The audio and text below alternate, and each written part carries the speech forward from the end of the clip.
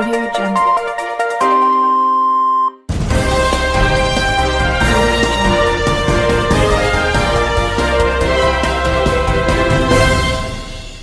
నమస్కారం RK communication city news కి స్వాగతం.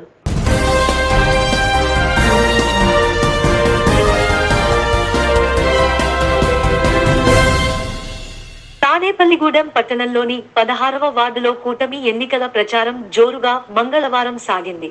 కూటమి ఎమ్మెల్యే అభ్యర్థి బొలిశెట్టి శ్రీనివాస్, టీడీపీ నియోజకవర్గ ఇన్ఛార్జ్ బాబ్జీ, ఈతకోట తాతాజీ ముగ్గురు కలిసి ఎన్నికల ప్రచారం నిర్వహించారు. ఇంటింటికి తిరుగుతూ కూటమి ప్రజలకు ఏం భరోసా ఇస్తుందో వివరిస్తూ, జగన్ ప్రజలను ఏ విధంగా మోసం చేశారో, జగన్ వస్తే రాష్ట్రానికి ఎంత ప్రమాదమో తెలియజేస్తూ ముందుకు సాగారు. మరి అన్నయ్య గారికి అందరూ కూడా సీనన్నయ్య గారు ఎమ్మెల్యే ఆశీర్వదించండి. మాది కట్టుబడే వ్యక్తి, నీతికి నిజాయితీకి. సీనన్నయ్య గారికి వాటర్ సమస్య చెప్తున్నారు. మీ చువ్వపాలకి మంచినీరు అందరూ ఈ కార్యకర్తలు అందరూ డబ్బుకో బిర్యానీకో బంధుకో వచ్చిన వారు కాదు. గౌరవం పనివ్వండి. మనవాడే మన ఎమ్మెల్యే అయితే బొలిశెట్టి శ్రీని గారు, గాజు గ్లాస్ గుత్తమ్మ సాధనలో అక్క ప్రేమతో మరి మహిళలందరూ కూడా పెద్ద ఎత్తున మన సీనన్నయ్య గారికి స్వాగతం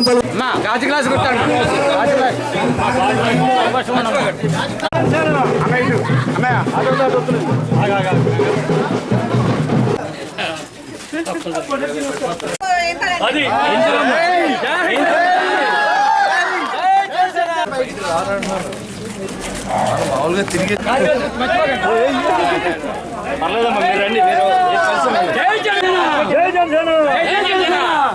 జనసేన అనగారా రాజు క్లాస్ గుర్తుకే మన ఓట్లు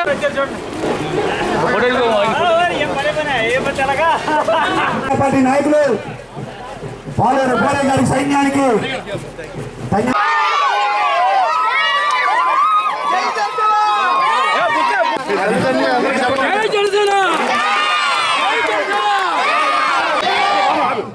బాబా మీ అందరికీ సీనన్నయ్య గారు బాగా చదువుకోమని చెప్పి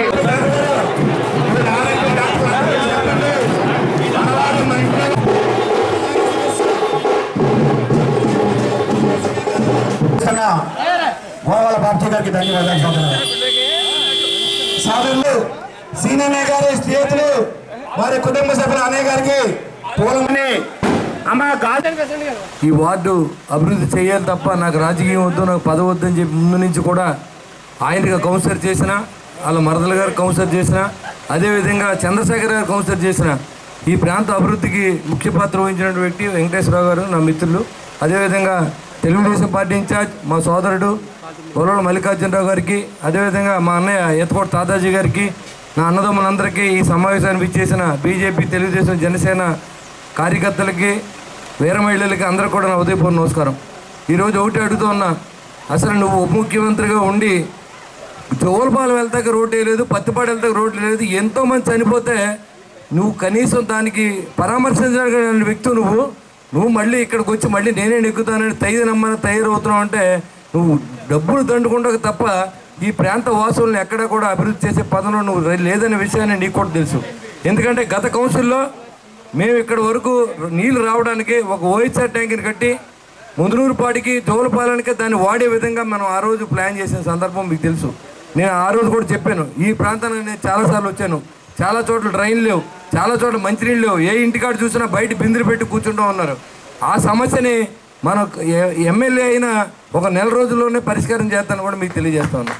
ఎందుకంటే తాగునీరు ఇబ్బంది ఉంది, మురికి నీరు వెళ్ళడానికి అవకాశం లేదు, ఇలాంటి చోట ప్రజలు ఇబ్బంది పడుతూ ఉన్నారని జ్ఞానం కూడా లేనటువంటి వ్యక్తి ఉప ముఖ్యమంత్రి. పైగా ఇతను రాజకీయాల్లో ఉండి లంచం తీసుకునే వ్యక్తిని దొంగగా చూడమని నేను చెప్తున్నా. దొంగకు సపోర్ట్ చేసినా కూడా దొంగలతోనే సమానం తప్ప వాళ్ళు పోజార్లో అనే విషయాన్ని కూడా గుర్తుపెట్టుకోండి. ఎందుకంటే ఒక మంచి వ్యక్తికి సపోర్ట్ చేయాలి. డబ్బు మన దగ్గరే తీసుకున్న వ్యక్తి బయట వాళ్ళ దగ్గర ఎంత తీసుకున్నాడనే ఆలోచన కూడా లేకుండా ఇంకా మనం వాళ్ళకి సపోర్ట్ చేస్తూ ఉంటే అర్ధరహితంగా నేను భావిస్తూ ఉన్నా. ఎందుకంటే మిమ్మల్నే డబ్బులు అడుగుతూ ఉన్నాడు, మీ సర్వస్వం దారిపోసి బూతుల దగ్గర నిలబడి మీ గెలుపు కోసం ప్రయత్నం చేసిన వ్యక్తి డబ్బులు ఇచ్చి లంచం ఇచ్చి మరి ఈ జువ్వలపాలెంకి గతంలో కౌన్సిలర్ చేసినప్పుడే ఈ ప్రాంతాన్నంతా అభివృద్ధి పథంలో నడిపించిన మిత్రులు పాలూరు వెంకటేశ్వరరావు గారు, అలాగే ఈవేళ Telugu Desam party, Janasena, Bharatiya Janata party Tadepalligudem assembly అభ్యర్థి మిత్రులు బొలిశెట్టి శ్రీనివాస్ గారు, ఇక్కడికి విచ్చేసిన మరి జనసేన పట్టణాధ్యక్షులు మరి వర్ధనపల్లి కాశీ గారు, అలాగే పట్నాల రాంపండు గారు, గొర్రెల శ్రీధర్ గారు, ఇలాగా ఇక్కడికి విచ్చేసిన నాయకులు కార్యకర్తలు అందరికీ కూడా హృదయపూర్వక నమస్కారాలు. మరి ఈవేళ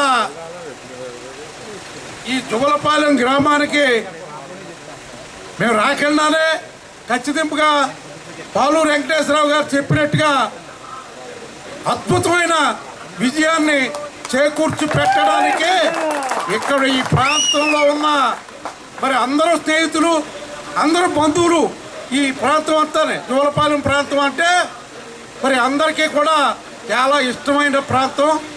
మరి ఈ జువలపాలెం ప్రాంతం అభివృద్ధికి ఖచ్చితంగా కట్టుబడి ఉంటామని చెప్పి ఈ సభాముఖంగా తెలియజేస్తున్నాను. అలాగే మరి మీరు కూడా ఆలోచించండి, ఎందుకంటే గతంలో 2014 నుంచి 2019 దాకా ఇక్కడ తెలుగుదేశం పార్టీ అధికారంలో ఉంది. మరి బొలిశెట్టి శ్రీను గారు మున్సిపల్ చైర్మన్గా ఉన్నారు. అప్పుడు వేసిన రోడ్లే తప్పితే ఎక్కడ ఒక్క రోడ్డైనా ఈ ఉప ముఖ్యమంత్రి అవినీతి తిమింగలం ఎక్కడైనా ఒక రోడ్డు వేసాడా? కాగా మరి గ్రామంలో మరి మన ఉమ్మడి అభ్యర్థి సోదరుడు తమ్ముడు బొలిశెట్టి శ్రీనివాస్ గారిని అభ్యర్థి బలపరచడానికి ఈ కార్యక్రమం పెట్టారు. దీనికి నాయకత్వం వచ్చిన ఈ వార్డు నాయకులు మన పాలూరు వెంకటేశ్వరరావు, అలాగే తెలుగుదేశం ఇన్ఛార్జి మిత్రుడు బాబ్జీ గారు, అలాగే శ్రీధర్ గారు, మరి ముఖ్యంగా మా సోదరుడు తమ్ముడు బొలిశెట్టి శ్రీనివాస్కి ఉన్న జనాలందరికీ కూడా, ఈ వార్డు ప్రజలందరికీ కూడా హృదయపూర్వక నమస్కారాలు. ముఖ్యంగా ఒక విషయం మనం తెలుసుకోవాలి, ఎందుకంటే జరిగిన 5 సంవత్సరాలు ఎటువంటి అరాచకం జరిగిందో ఈ యొక్క నియోజకవర్గంలో ప్రతి వాళ్ళకి తెలుసు. ఈరోజు అక్కడ ఉన్న నాయకులే ఆయన ఖాళీ చేసి ఇక్కడికి వచ్చేస్తున్నారు. అందరూ కూడా మొత్తం జనసేనకు రావడమే కాకుండా ఈరోజు అక్కడ జరిగిన అరాచకాల గురించి చెప్తుంటే ఆశ్చర్యంగా ఉంటుంది. ఎందుకంటే తండ్రి తరపు తండ్రి, కొడుకు తరపు కొడుకు, ఎవరి కలెక్షన్ వాళ్ళే చక్కగా ఒప్పుడు చేసుకుని ఇలా కోటీశ్వరులు అవ్వకపోతే కుబేర్లు అవుతారు.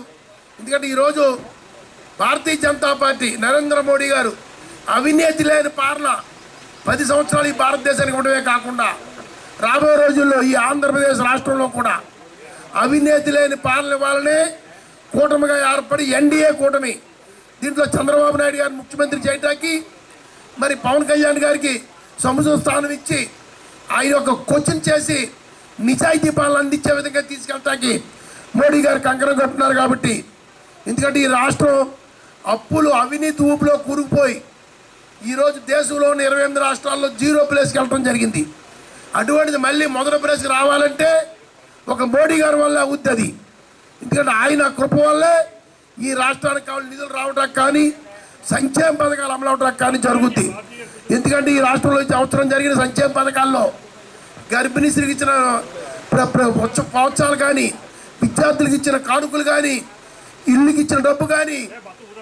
తాడేపల్లిగూడెం నియోజకవర్గ భారతీయ జనతా పార్టీ కన్వీనర్ ఈతకోట తాతాజీ ఆధ్వర్యంలో భారతీయ జనతా పార్టీ, తెలుగుదేశం పార్టీ, జనసేన పార్టీల ఉమ్మడి బీజేపీ అభ్యర్థిగా నరసాపురం పార్లమెంట్ భూపతి రాజు శ్రీనివాస వర్మ నామినేషన్ దాఖలు చేయుచున్న శుభ తాడేపల్లిగూడెం నియోజకవర్గంలోని తాడేపల్లిగూడెం మండలం, తాడేపల్లిగూడెం పట్టణ, పెంటపాడు మండలాల నుండి విశేషంగా బీజేపీ శ్రేణులు బీజేపీ వర్మ నామినేషన్ కార్యక్రమానికి భీమవరం పట్టణానికి బీజేపీ నాయకులు, కార్యకర్తలు, అభిమానులు అశేషంగా పాల్గొనడానికి భీమవరం పట్టణానికి బయలుదేరు.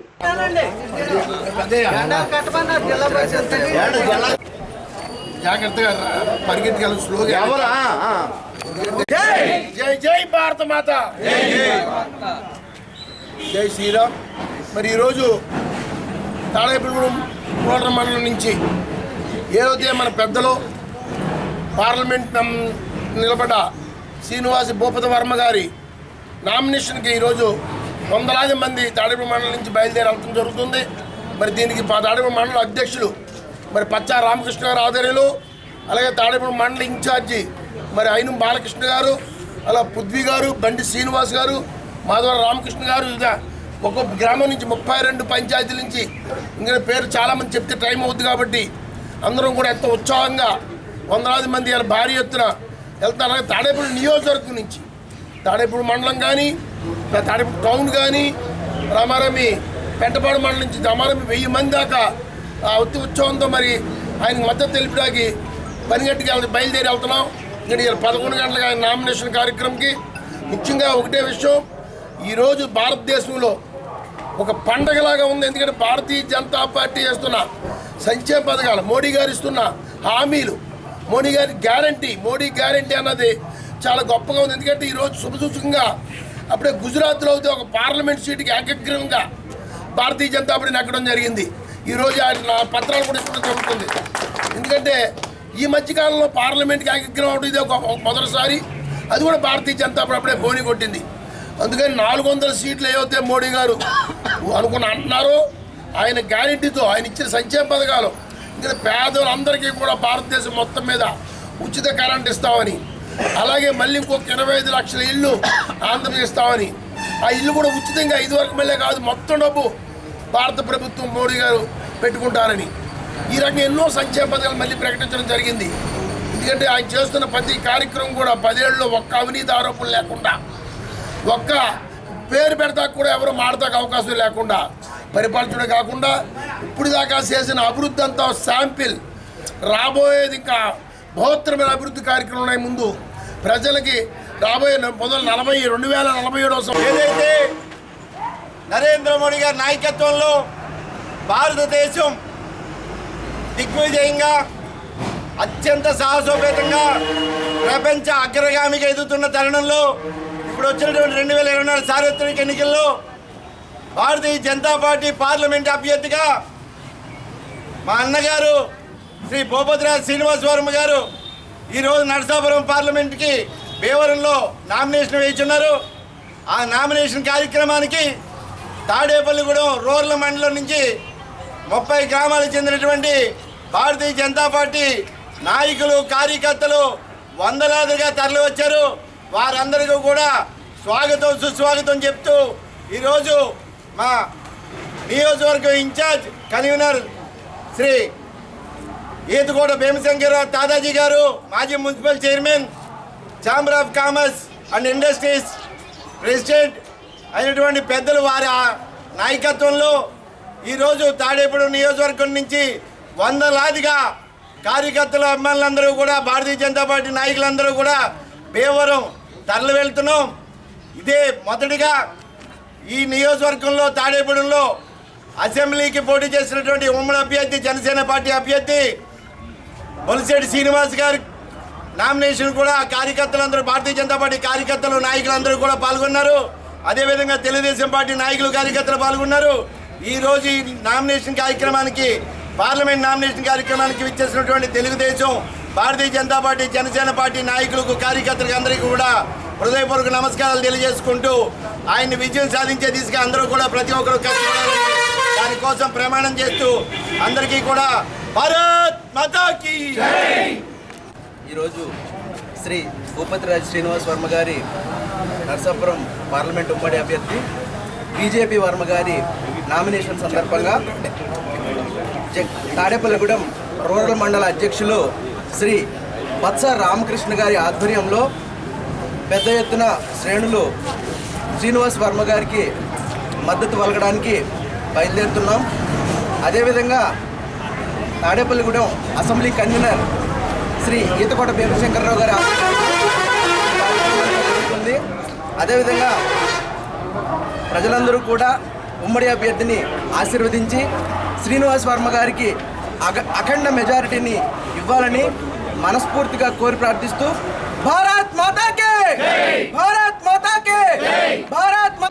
ఈరోజు నరసాపురం పార్లమెంట్ అభ్యర్థి శ్రీ భూపతి శ్రీనివాస్ వర్మ నామినేషన్ కార్యక్రమానికి తాడేపల్లిగూడెం రూరల్ మండలం కార్యకర్తలు, బీజేపీ నాయకులు, అలాగే తెలుగుదేశం నాయకులు, జనసేన నాయకులు, భారీ ఎత్తున తరలి వెళ్తున్నాము. ఇక ఈ కార్యక్రమాన్ని తాతాజీ గారి ఆధ్వర్యంలో జరుగుతుంది. అలాగే మండల ఇన్ఛార్జి బాలకృష్ణ గారి ఆధ్వర్యంలో అలాగే బండి తాడేపల్లిగూడెం గొల్లగూడెం సెంటర్లో కోదండ రామాలయం నందు సీతారాముల కళ్యాణం మహోత్సవంలో భాగంగా ఈ రోజు అన్న సమరాధ కార్యక్రమం జరిగింది. 50 రూపాయలు ఇచ్చారండి. వారి కుటుంబాన్ని సీతారామ చంద్ర సమర్క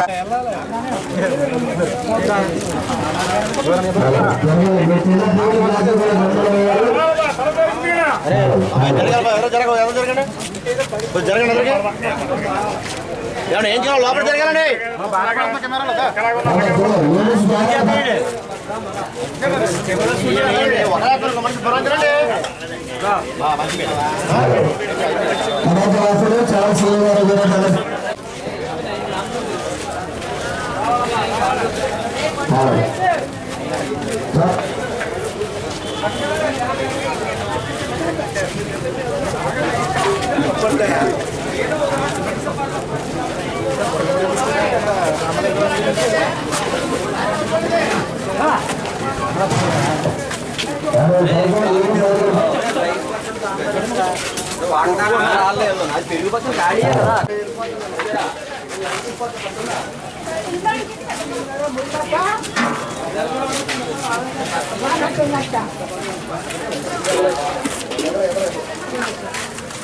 సైడ్ అండి అన్న, ఒకసారి సైడ్ ఉండాలన్నా.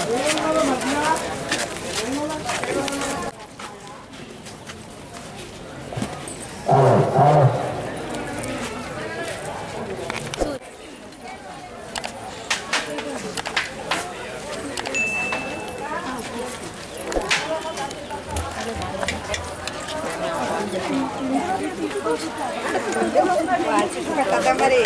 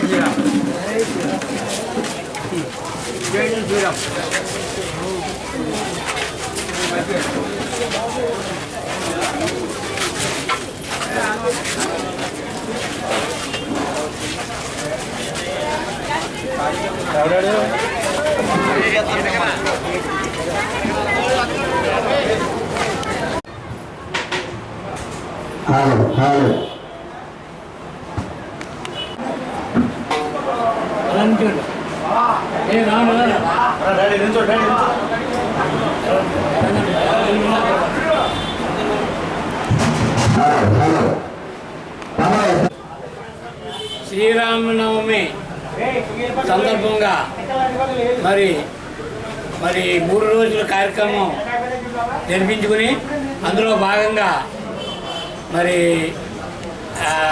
ఈ రోజుని గొప్ప అన్నదాన కార్యక్రమం జరుగుతుంది గొల్లగూడెం కోదండరామ ఆలయం నందు. మరి ఎన్నో సుమారుగా 60 సంవత్సరాలు పిదప మరి ఈ రోజున అందరూ కలిసి 60 సంవత్సరాల నుంచి ఈ అన్నదాన కార్యక్రమం అలాగే ఈ కోదండరామ శ్రీరామనవమి మహోత్సవాలు మరి ఎంతో ఘనంగా ప్రజల సహకారంతో మరి ఎంతో వైభవంగా జరుగుతుంది. ప్రతి సంవత్సరం కూడా మరి ప్రతి సంవత్సరానికి మించి సంవత్సరానికి అధికంగా మరి ప్రజల సహకారంతో ఈ యొక్క అన్నదాన కార్యక్రమం శ్రీరామనవమి సందర్భంగా జరుగుతుంది ఎంతో వైభవంగా. మరి ఈ గ్రామ ప్రజలు అలాగే తాడేపల్లిగూడెం ఉన్న ప్రజలందరూ కూడా వారి యొక్క సహాయ సహకారాలతో ఈ కోదండరామాలయం దినదిన ప్రభుత్వమానమై ఎంతో వైభవంగా మరి విరాజిల్లుతూ ఈ యొక్క ఆలయ కమిటీ వారు మరి ఈ కార్యక్రమాన్ని నిర్వర్తించి చాలా గొప్ప అన్నదానం జరిపించినందుకు మరి ఈ రోజుని మేము అందరూ చాలా ఆనందంగా ఉన్నాం. అంటే ఈ ఆలయం 60 సంవత్సరాల కిందట మామూలుగా చిన్న ఆలయం కింద ఉండేది. దాన్ని గత 2013లో మరి ఇక్కడ ప్రజల సహకారంతో మరి ఈ ఆలయాన్ని పునరుజ్జీవం చేసి ఎంతో వైభవంగా మరి నిర్మించడం. ఇక్కడ కార్యకర్తలు రామచీర్తి వారు మరి ఎంతో కష్టపడి పనిచేస్తూ మరి ఈ యొక్క నాయకత్వంలో మన దుర్గశీను షణ్ముఖు అలాగే తానికేడుకొండలో పెద్దలు మాకు పెద్ద తానికొండ నరసింహరావు పుట్ల శ్రీరాముడు అలాగే వెంకట సీఎం వీళ్ళందరూ కలిపి ఎంతో ఉత్సాహంగా మరి ఈ కార్యక్రమాన్ని ప్రతి సంవత్సరం కూడా ఘనంగా నిర్వర్తిస్తున్నందుకు వారి అందరూ కూడా నా సానుభూతి తెలియజేస్తూ శుభాకాంక్షలు తెలియజేస్తూ ఈ అవకాశం ఇచ్చిన శ్రీ రామశివుడు వారికి అభినందనలు తెలియజేస్తూ సెలవు తీసుకుంటాం. తమ కుమారుడి ఆపరేషన్ నిమిత్తం సహాయం చేసి బిడ్డ ప్రాణాలను కాపాడాలని కోరుతున్న తల్లిదండ్రుల కథ ఇది. కష్టాలన్నీ ఒకే చోట అన్నట్టు తల్లి కొడుకులకు ఇద్దరికీ మెదడులో రక్తం గడ్డ కట్టడంతో ఇద్దరికీ ఆపరేషన్ చేయాల్సిన పరిస్థితి. మెదడుకు సంబంధించిన ఆపరేషన్లు ఆరోగ్యశ్రీలో అందుబాటులో లేకపోవడంతో అంత డబ్బు ఖర్చు పెట్టలేక సహాయం కోసం ఎదురు చూస్తున్నారు ఈ దంపతులు. తాడేపల్లిగూడెం వీకర్స్ కాలనీకి చెందిన ఈ దంపతులిద్దరూ నిరుపేద కుటుంబానికి చెందినవారు. 3 పిల్లలకు కనీసం పాలు కూడా కొనలేని పరిస్థితిలో ఉన్న కుటుంబాన్ని ఆదుకోవడానికి దాతలు ముందుకు వస్తారని ఆశిద్దాం.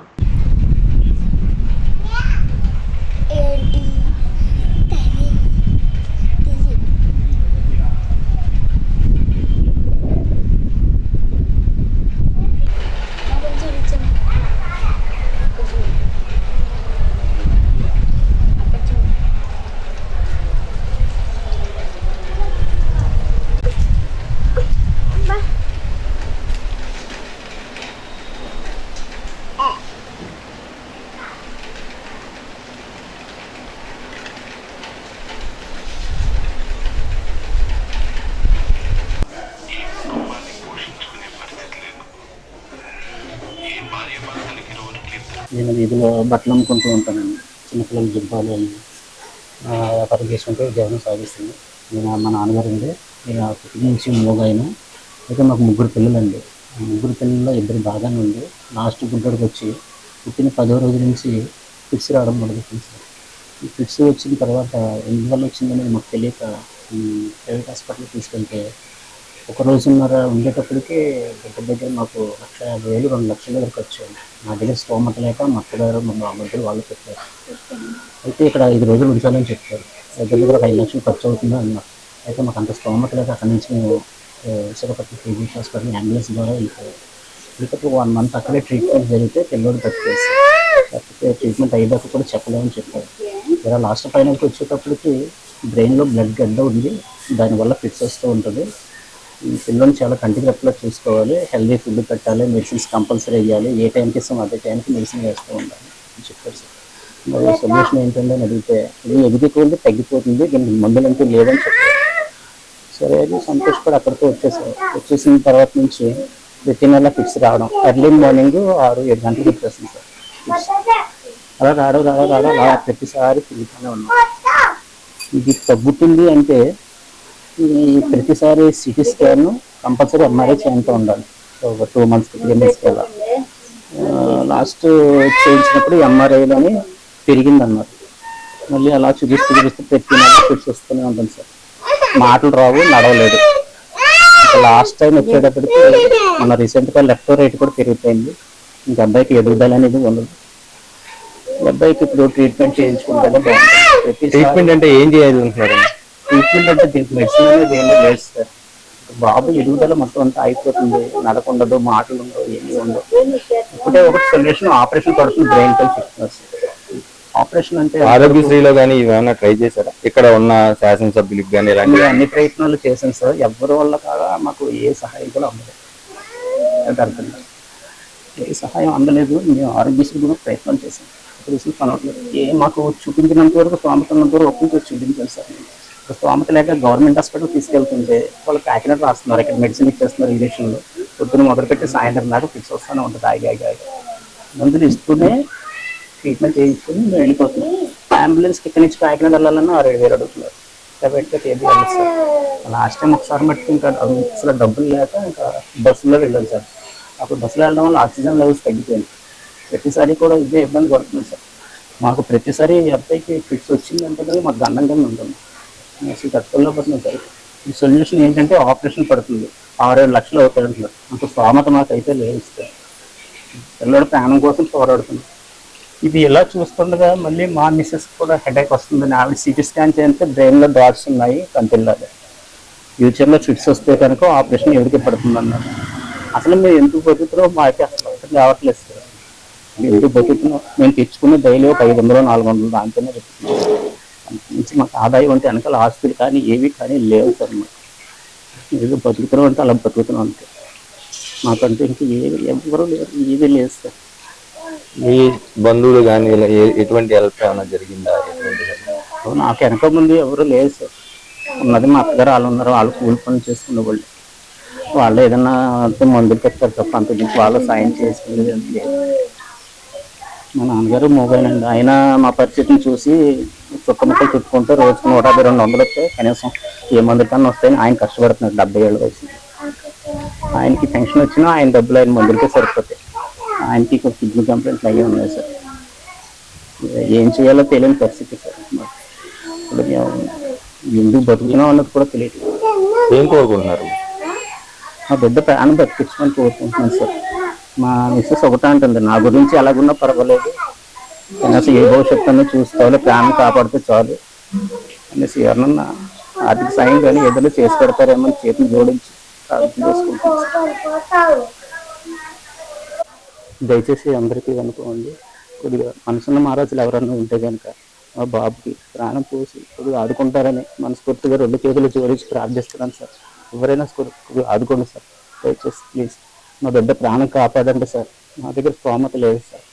దయచేసి కాపాడుతారని ఆశిస్తున్నాను సార్. సార్ మీకు మీ మీడియాకి వినిపించినట్టే బాబుకి ఏమైనా సహాయం చేసి ఆపరేషన్ చేయించుకోవడానికి మీరు ఏమైనా చేయగలరు అని చెప్పి మేము సహాయం చేసి కోరుతున్నాం సార్. మా బాబు చేసి మేము చాలా కృతజ్ఞతలు.